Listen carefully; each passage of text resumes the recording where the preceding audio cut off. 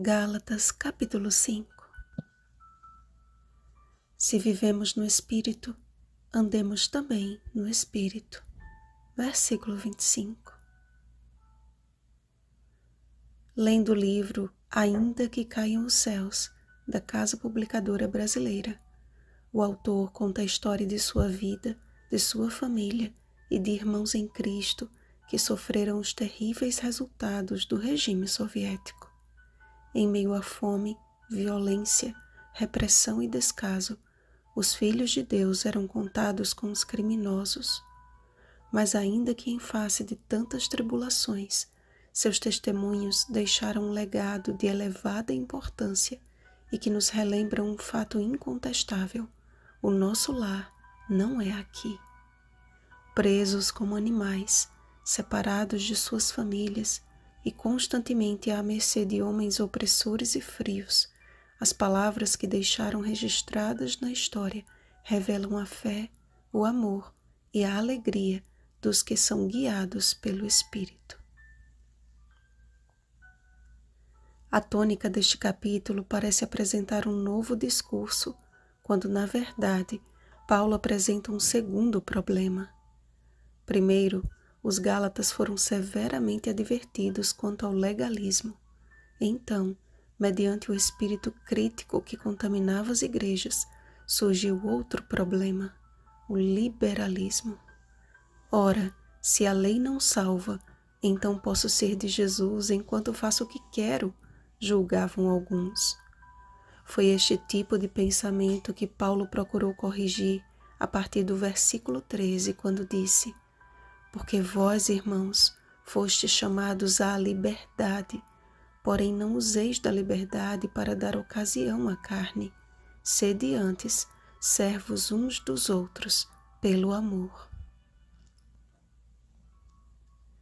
Nos campos de concentração, nas prisões e nos lugares de trabalhos forçados, muitos de nossos irmãos encontraram a oportunidade de ser a última esperança àqueles que pereciam. Proibidos de ter consigo uma Bíblia, percebiam a atuação do Espírito Santo, lembrando-lhes de textos que com dedicação e oração haviam estudado. Sua fé era fortalecida cada vez que eram levados a contemplar as cenas da crucifixão. O escândalo da cruz era-lhes melhor compreendido, e de suas faces irradiava a alegria de quem foi salvo por tão grande amor. Eles poderiam simplesmente ter negado a sua fé, colaborando com o regime socialista ou concordando em transgredir os mandamentos de Deus, mas a liberdade que tinham em Cristo não poderia jamais ser privada pelas circunstâncias. E diante de inquiridores agressivos, blasfemos e lascivos, davam graças a Deus por estarem do lado perseguido. A fé que atua pelo amor promove transformação. Geralmente são mudanças imperceptíveis àqueles que as experimentam, mas diante de outros, notoriamente vistas. Paulatinamente, o Espírito Santo vai atuando naqueles que por ele são guiados, de forma que as obras da carne desaparecem para dar lugar ao fruto do Espírito. Notem que as obras da carne estão no plural, enquanto o fruto do Espírito no singular. Há uma razão para isso. Tiago escreveu o seguinte: pois qualquer que guarda toda a lei, mas tropeça em um só ponto, se torna culpado de todos. Tiago capítulo 2, versículo 10. Ou seja, da lista de 15 pecados destacados por Paulo, se eu cometo apenas um, é como se praticasse todos, e não herdarão o reino dos céus os que tais coisas praticam. Já a atuação do Espírito Santo na vida do cristão converso produz um único fruto, cujas virtudes andam juntas, sendo pouco a pouco aperfeiçoadas, como está escrito. Mas a vereda dos justos é como a luz da aurora, que vai brilhando mais e mais até ser dia perfeito, Provérbios capítulo 4, versículo 18. Diante de Deus, não existem argumentos para a desobediência, posto que a obediência é a fé operante, a fé que atua pelo amor a Deus e ao próximo, assim como nossos irmãos que escolheram não fazer a sua própria vontade, mas por amor a Deus e à sua palavra, e por amor àqueles que pereciam no engano, colocaram em risco a própria vida e de suas famílias para pregar o Evangelho.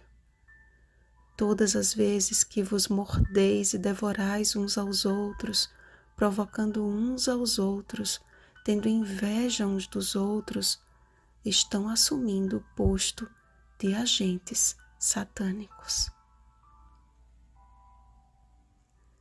Não poderemos jamais nos assemelhar àqueles mártires e nem alcançar perante Deus os mesmos privilégios que os aguarda na eternidade, se formos legalistas ou liberais. Mas se vivemos no Espírito, andemos também no Espírito. Se o Espírito Santo habita em nós, que nossas palavras e ações sejam uma manifestação deste milagre.